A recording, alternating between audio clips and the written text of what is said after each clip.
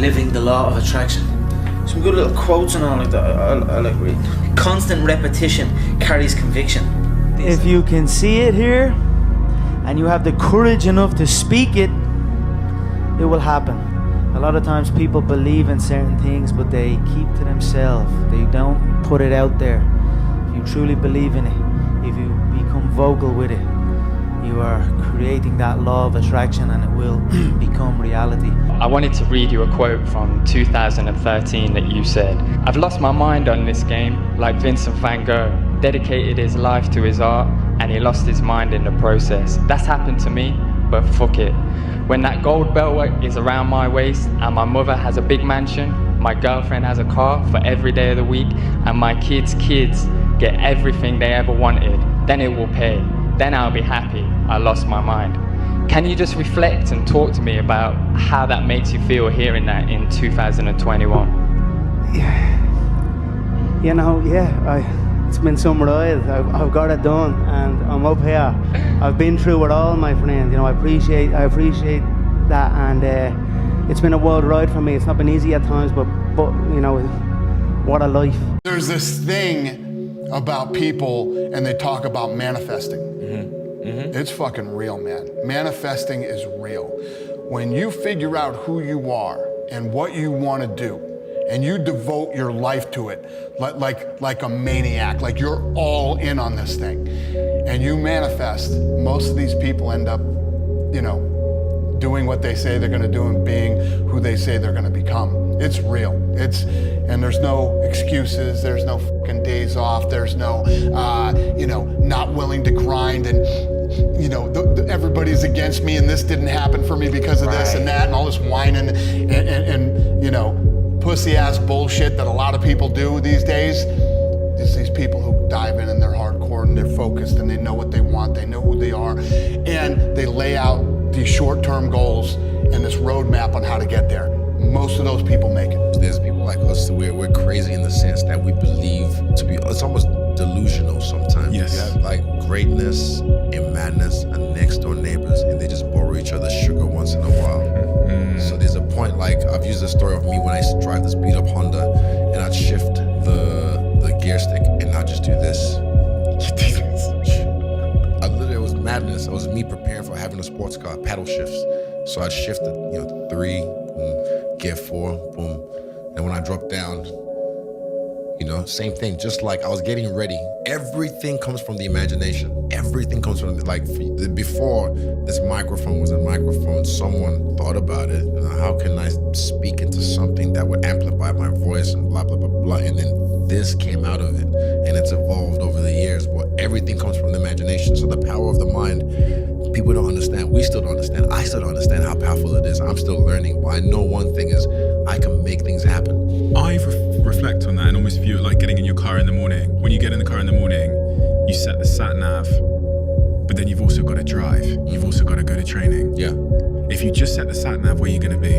Sitting in the car. Sitting in the fucking so car. You can sit there and make all these dreams and manifest, but you have to work. And what happens if you just drive? If you drive, and with no sat nav, you don't know where you're going. You're lost. You know what I mean? You have no direction. So for me, I feel like both of them together. When you have the vision and you're able to manifest, but then you also put the work in, magic happens, man. Magic. That's where the magic is. I took myself from being very average-minded to actually believing that I was the shit and believing that I could be the shit and that I could be the GOAT and be the greatest and never lose into. I took myself to a different place mentally. I said his right hand would get him into trouble. It's the shot I predicted. I said he'd overload on his right hand. I said I'd slip. I said I'd bang the left up. And that's what happened. Word for word, you said, I felt when we stared down, I felt his right hand was twitching a little bit, but it was a subtle tell for me. He is ready to unload that right hand, but I feel that could be a downfall for him. If he lets that right hand go, I will not be there. How do you do that? How do you predict these? If you can see it here and you have the courage enough to speak it, it will happen. So a lot of times people believe in certain things, but they keep to themselves. They don't put it out there. If you truly believe in it, if you become vocal with it, you are creating that law of attraction and it will become reality. Stay with it. If it's important to you, stay with it. Keep on cultivating it. Slowly, but give yourself some time. I think this is the way. Give me time, because trust me when I tell you this, I'm the greatest of all time. You know what I mean? And I will prove it over time. I feel confident going in against any man. Any man, as Chael P said, any man God made, you know what I mean? And not only that, I'll whoop God as well. It's in my head 24/7. There's nothing else I can think. I don't think about nothing else. If and that's it, I'm just curiously fascinated with it, and I can't stop thinking about it. Everything I do in my life is related to this. I don't do nothing else if it's not got to do with fighting. You know what I mean? And that is why, you know what I mean? To be true, Is that nearly... all you've got to do is show up. Is that not unhealthy? I don't know. Do I look unhealthy? Take a look at this physique. I'm in phenomenal shape, in body and mind. To me, what's unhealthy is living an unhealthy life. To me, what's unhealthy is getting up and going through the same day every day of your life, 9 to 5, in an office or in a... You know what I mean? That's unhealthy. That beats your mind. I don't work. I love what I do, and that's why I'm doing what I love. You know what I mean? That's why it's become a career for me, because I love it. I love what I do. So I don't think it's unhealthy. I feel good in my mind. You know what I mean? It's my life. Stripping that all back to the start of your career, a man with a dream, you know, training in the gym day in, day out. If somebody said to you, you'll have or you'll be as successful as you are now, what would you had said back then? I believe you. That's what I would have said. Because I did believe. Yes. I believed in it. I had very few people who told me that. I had a small group of people that would tell me something like that. Other than that, it was just me telling myself. Yep. So if someone came up to me and told me that all the way back then, I'd say, you're damn right. Knocked him out, I picked around John. Yeah, I said this, I'm sure you are probably all thinking in your head, this guy is talking absolute dribble. He's not gonna do what he says he's gonna do. You are probably all sitting there thinking that. But now here we are again, and I done what I said I was gonna do. I feed off this. I love this stuff. This is what gives me energy. Saying I'm gonna do something. Putting it out there for the world to see, and then going out and doing it. There's no better feeling in the world than that. And it's as easy as that. Say what you're gonna do, and go and do it. I'm not gonna stare at it. You stare at your past, and you'll end up staying there. It's okay to look back and admire it, but you carry on. I'm not in the business of staring back at it. You know what I mean? And getting lost back there. People say a loss can make or break a fighter, but trust me, a win can also make or break a fighter, because they get comfortable with a win. People can get comfortable with a win, and slack off then.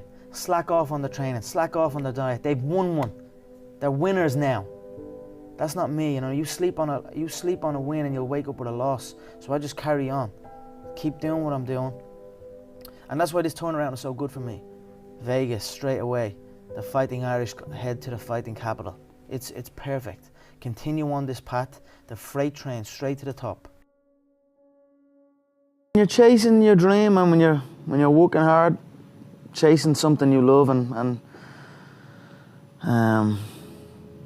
completely dedicated, it just happens. You can't really notice it. You know, even still to this day, I'm in an amazing position in my life, but I'm still working like I'm not.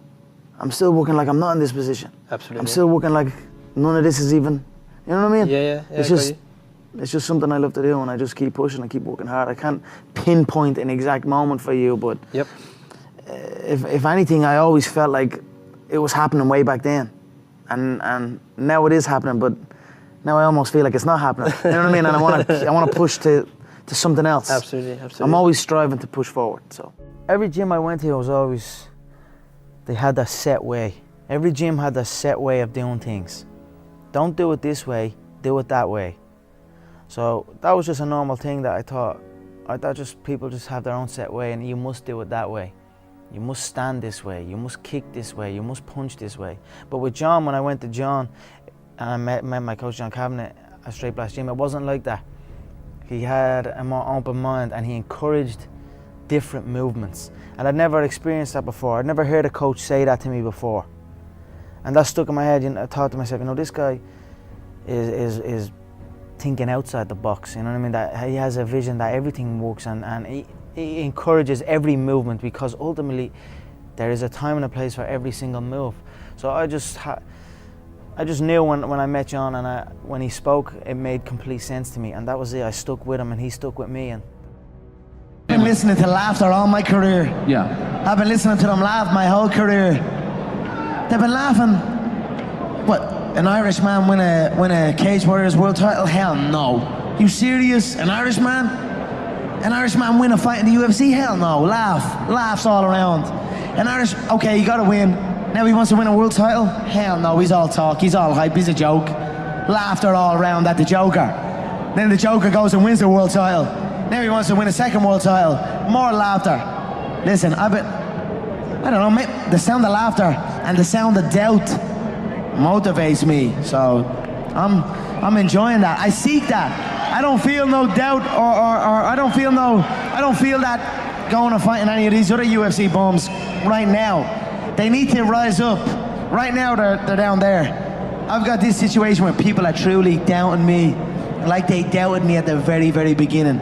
And that's motivating for me. That's what's going to drive me to the gym when I need to go to the gym and to put in that work to get that win. So that's where we're at right now. You're looking at the current king, Ariel. You're interviewing the current king. The current king is here. July 10th, the current king will be there, 145 pounds. July 11th, the current king will be there, raising gold. So I don't care. It's the McGregor show. Let's be honest. It would be great to have it with all the work they put in, but I cannot force an individual if they are afraid. If an individual is afraid to fight, you cannot force him. So it is what it is. If he's running, if he's scared, there's nothing I can do. I'd probably, sometimes I look in the mirror and get little frights as well looking at myself, because I am an absolute animal, a machine. So I probably wouldn't want to fight me either. So it is what it is. I'll be there, I know that. They say I'm just talk, but here I am walking. Where's everybody else?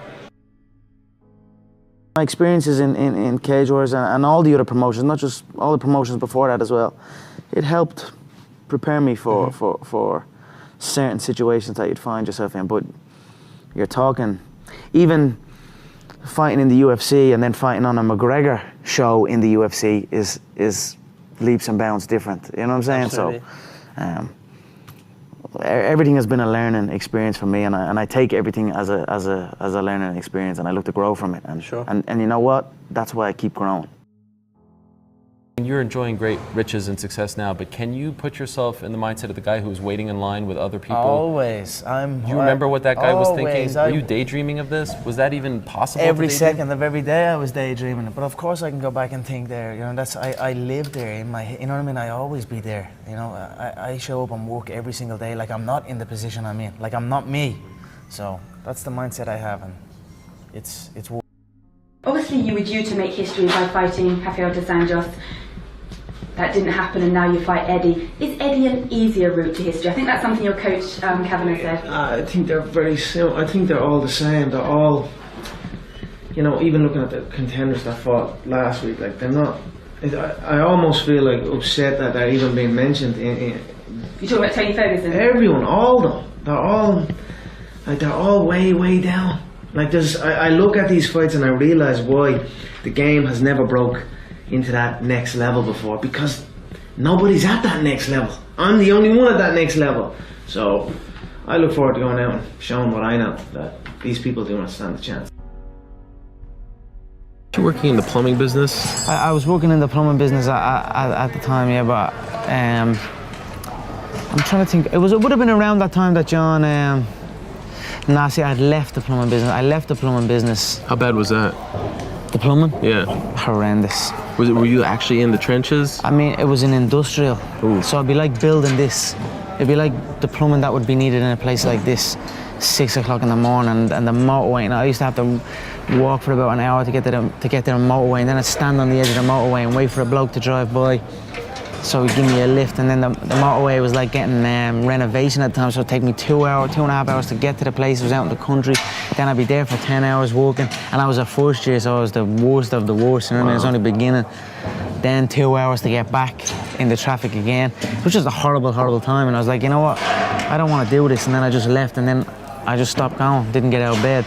Then my dad would come in and try and bait me out of bed, and we'd have fights. And literally, for a good while, I didn't really speak to my dad. We just kind of stayed away from each other. Anytime I'd come across my dad, anytime we did speak was to fight. You lived in his house? Yeah, I was only 18, 17, 18. But you didn't talk to him? Isn't that kind of awkward? Yeah, well, not like it wasn't whatever, you know.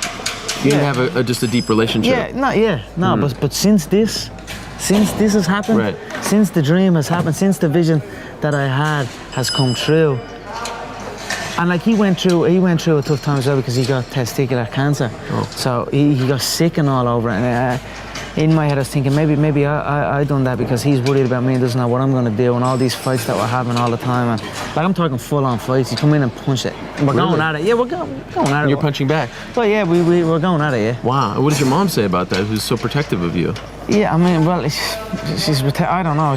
She just stayed out, you know. But since, why did it get to that point, to where he was that mad? Because I was doing absolutely nothing. I was out getting into trouble. Yeah, it basically felt like I was doing fuck all. I was a waster. You know what I mean? I was a waster. Got that called that a lot. You know what I mean? But now, like, and then when I start getting that focus and realize, no, I'm gonna make this happen. And then now that has happened, I'm making it happen. I have a great relationship with my dad. Like, we talk all the time, and I even see energy in him, and I see energy in my mom. It's depressing times for a lot of people in Ireland. There's a lot of bad stuff going on in the country. A lot of people are struggling. Everybody's struggling. But now, since them seeing me chase this dream, it's giving them an energy, and I see a new lease of life in them, and that alone spurs me on even more. So it's all just a perfect storm that is happening for me, and that is why I have this tunnel vision, and that is why I'm willing to kill every single man in my path to get that belt, you know what I mean, to secure the future, from my family's future, you know what I mean. That's what I'm doing it for. When I was a kid, I used to always visualize stadiums, and like, even when I was playing football, I'd kick the ball against the wall and I'd pretend I scored a goal, and I'd run off and I'd be raising my hand and visualizing a arena full of fans. You know, that was something I'd done as a kid out on my own. I like just running around kicking the ball. So I always had these visions of something, but I just didn't know what it was. And then I suppose when I came to these events and I started training MMA and then came to an event, I was like, okay, this is it. This is what I'm gonna do. Hard work pays. I put in a hell of a lot of work all throughout this build-up in the fight. I pumped out more content than anybody, more content than Fox, more content than ESPN, more content than BT Sport, more content than everybody on the Mag Live on my own channels. You know what I mean? I'm a workhorse from all angles, not just in the gym. But I'm building this media empire now myself, and we pumped out the content. I'm very proud of how it went. We consistently, daily movies I was releasing, you know, from like a month ago, every single day. You know what I mean? Nobody's doing that. So I'm very proud of it, and I'm very, like, the work pays, hard work pays, and I put in the fucking work, and that's why I'm sitting at the top. I put it all on the line. I show up, I perform, and I get the results from that. So at your past, and you'll end up staying there. It's okay to look back and admire it, but you carry on. I'm not in the business of staring back at it. You know what I mean? And getting lost back there. People say a loss can make or break a fighter, but trust me, a win can also make or break a fighter, because they get comfortable with a win. People can get comfortable with a win, and slack off then. Slack off on the training. Slack off on the diet. They've won one. They're winners now. That's not me, you know. You sleep on a win and you'll wake up with a loss. So I just carry on, keep doing what I'm doing, and that's why this turnaround is so good for me. Vegas straight away, the Fighting Irish head to the fighting capital. It's perfect. Continue on this path, the freight train straight to the top. Keep seeking more. We keep, you know, they tell me you'll never do this. You'll never win world titles. I've done it consecutively. So we keep pushing the envelope, keep going. So I conquer one, and then I'm on to the next. So I work and I hustle like I'm not in the position I'm in. You know what I mean? Like I said, I'm set. I love proving people wrong and proving my support right. That's what it's about at the end of the day, you know. This is all fun and games to me. I love it. I love my job. I whoop people for truckloads of cash. How could I hate this life? I love it so much. I am grateful every single day. I don't know, the Irish people might understand more. A young boy dreaming of putting on the Irish jersey, or dreaming of putting on his favourite football team's jersey and that crest, and lifting that cup. You know, this is my crest. These gloves right here, these UFC gloves, you know. To be the first Irish man to put these on, to lace these up and get in and do the job. Honestly, no one can take that away from me, no matter what. Honestly, I don't mean to be disrespectful, but I don't care about nothing else. I don't know about nothing else, you know what I mean? Don't even listen to it. If I start talking about something else, just don't listen, I'm talking shit. But if I talk about this, if I talk about unarmed combat, if I talk about the human anatomy, you know what I mean? The way the human body moves. Do you ever have, let's call it a normal job, Conor, a 9 to 5? Yeah, because the Irish thing is to get into a trade straight away. I was no different. As soon as I finished school, I was always getting pestered. What are you doing with your life? You're doing this, doing that. They didn't know what it was. They didn't know what MMA was. They didn't know what none of this. They didn't know I could make a career out of it. As far as they were concerned, my man and dad I'm talking about, as far as they were concerned, I was just getting into a cage and fighting with some other guy. They didn't know nothing about it. No one did, really. But I knew. You know what I mean? I knew. But and then I ended up getting a trade just to keep them quiet. Because I used to have a lot of fights with my dad. What trade did you get? I ended up getting a trade as a plumber.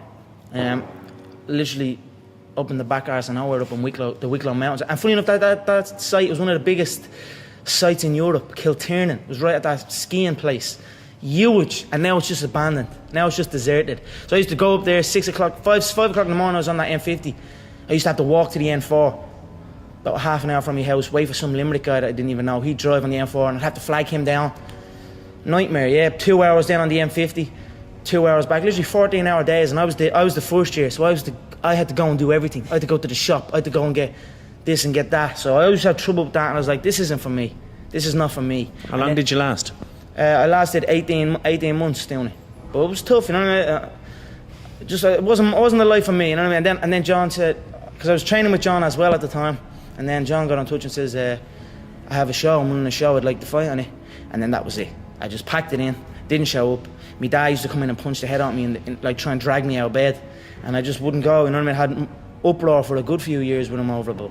And that was it, I just packed it in, quit, and then focused on training. And I knew what was gonna happen, I knew I was gonna get here. They didn't. There's a lot of stressful years, you know what I mean? A lot of tough times. But I proved them wrong. I proved myself right.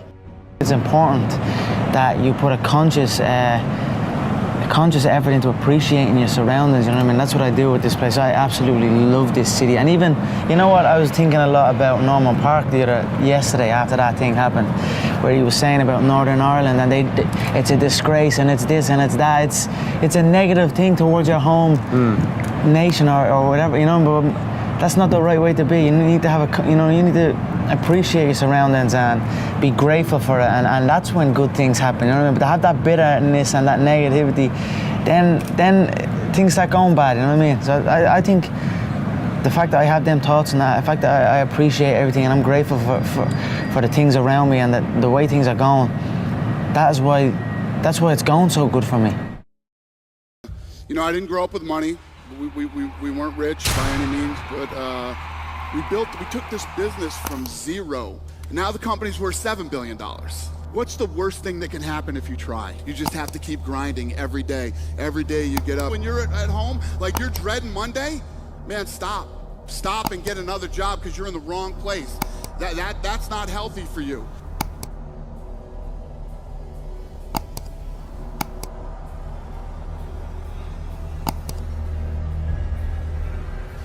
I knew I wasn't going to college. I knew that wasn't a reality. And I didn't really want to go to college. One of the things that I was very lucky in my life with is I knew exactly what I wanted to do. From the time I was a young age, I knew I wanted to be in the fight business. And people thought I was crazy.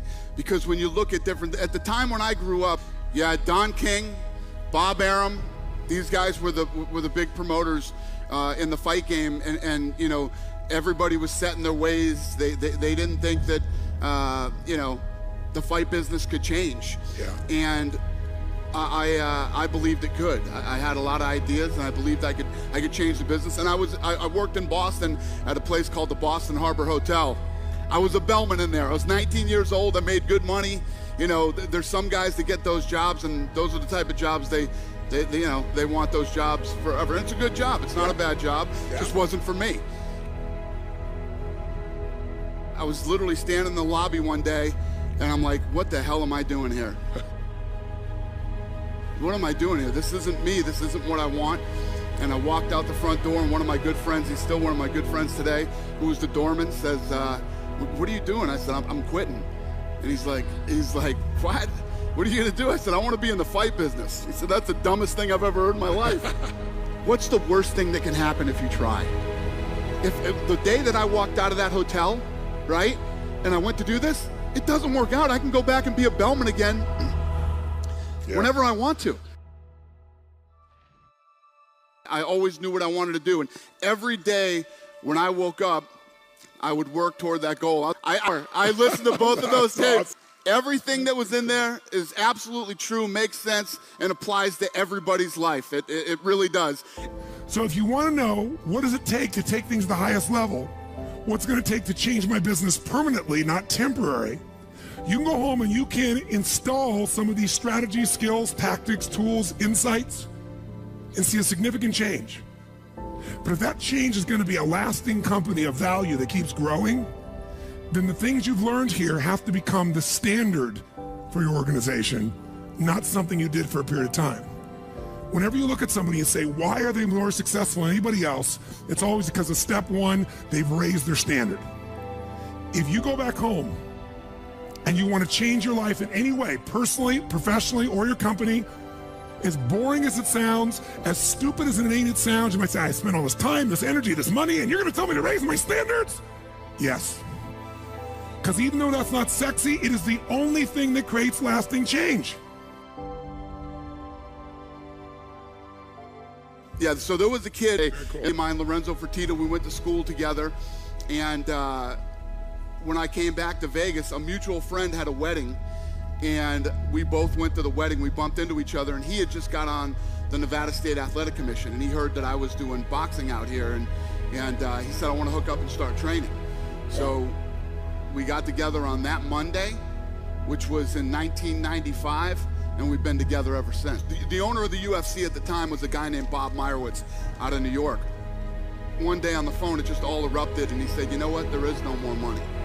It's all over. This thing's in trouble. I don't even know if I have enough money to put on one more show. Wow. And I said, interesting. Okay. So we hung up. I called Frank and Lorenzo. They were, and who would become my partners, and they were in Florida at the time. They own Station Casinos here in Las Vegas, local casino. And I said, the UFC's in trouble, and I think we should buy it. I think we could buy this thing. We started making some calls. A month later, we bought the UFC for $2 million. $2 million. And sold it for? $4.025 billion. So we bought it for $2 million. So that day I made a bunch of calls. That night I call him when he's on his way home, and I said, you know what? Maybe $6-7 million bucks. We're in almost 40. I think I could get 6 or 7 million. And he said, okay, I'll call you tomorrow.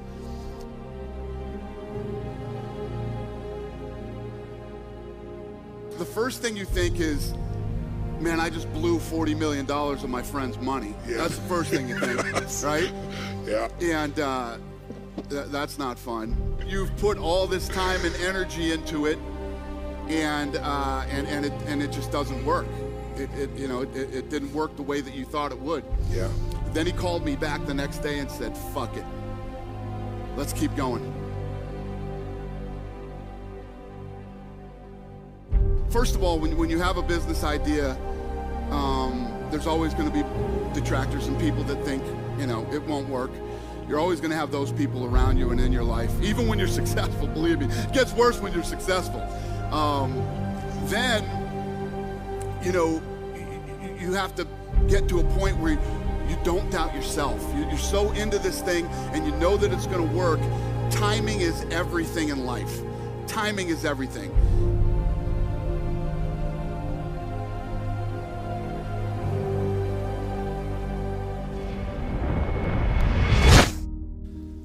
We took this business from zero to where it was. We create zillions of dollars in taxes, all these different, all these people all the people that we employ all over the world, that when we go into the economic impact we have on cities, when we go into their cities, all this stuff, we're a monopoly now. We're being looked at as a monopoly. So we're spending, $7-8 million a year trying to defend ourselves from the government as a monopoly. Wow. These type of things happening, and I could go on forever. You go in, you do the right thing, and you pay your money, and you just take your lumps when you own a business. You don't try to fight these guys. You just roll with the punches, and you do what you're supposed to do. So we went in and we met with California, Nevada, New York, New Jersey, and the list goes on and on. Everywhere that had a real strong, everybody that had strong regulation, we went in and met with. Yeah. We educated them on the sport, and we started to open up and getting this regulated in all the different cities. And then we started to go to other parts of the world and get it regulated, and the list goes on and on. Then I had to fly from state to state and meet with all the reporters. You start meeting with the, from the New York Times to local sports reporters who cover sports every night in your hometowns. I literally flew around the whole country doing this for years. Yeah. And nothing happens overnight. You just have to keep grinding every day. Every day you get up, and it's, for us to make this happen with the UFC, it was really all about education. Yeah. And I always knew two things. If I brought these athletes in and you met them, you would realize the type of people that they are, and they're not what you expected them to be. Right. And if I ever got you to a live event, nobody walks out of a live event and goes, yeah, I don't ever want to see one of these again. That's true. So the energy's unbelievable. I knew if I could get you at least to get, whether you were a sponsor, a TV network executive, or whatever it was, if I could get you to the live event, I got you.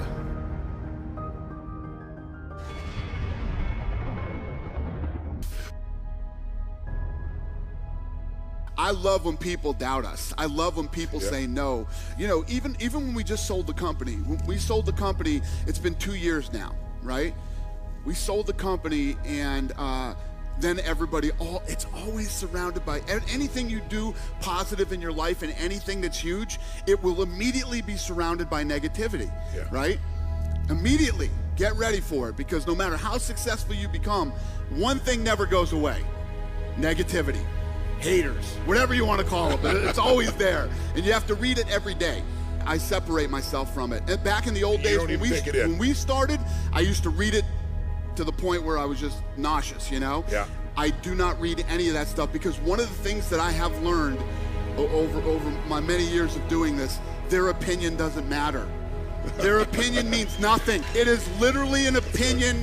It's negative bullshit. And it means nothing to you. It doesn't mean anything. It doesn't affect, unless you're the type, sick, twisted type of person like me that likes to let it fuel you. You let it, it's like your fuel, and other than that, it's useless. It means nothing. Everything that the reporters write, everything that these people say, just don't do your thing. Stay on your course, stay focused, and keep your eye on the prize, and everything comes together.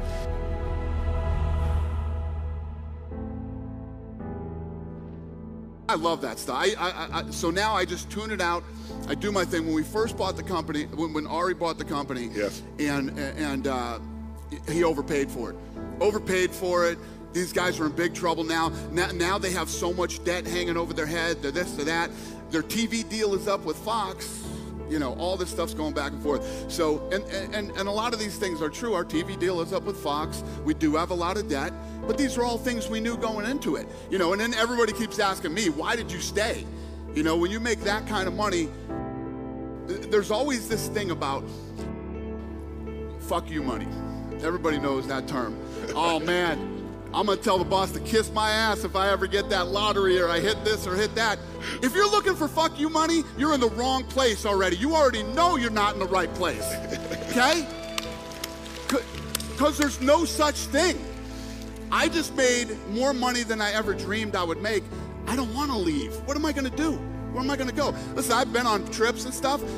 I can't stand 3-day weekends. I hate 3-day weekends, man. I'm like, man, I want Monday to come again. That's how much I love what I do.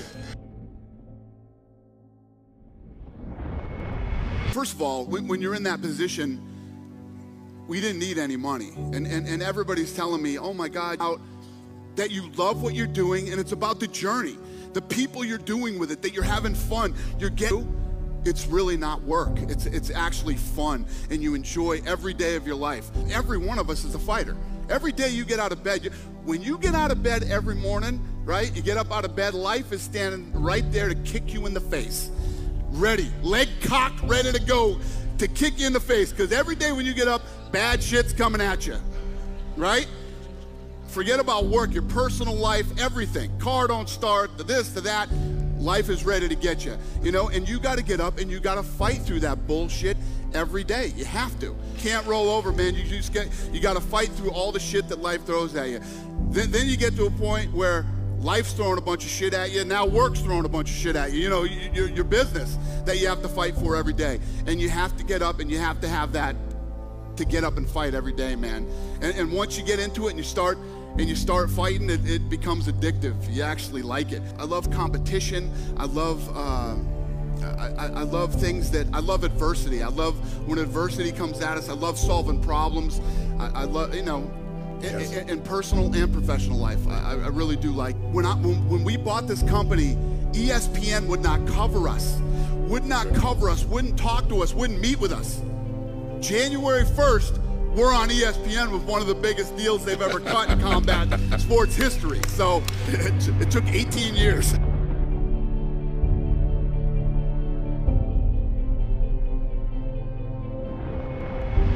You have to be a leader.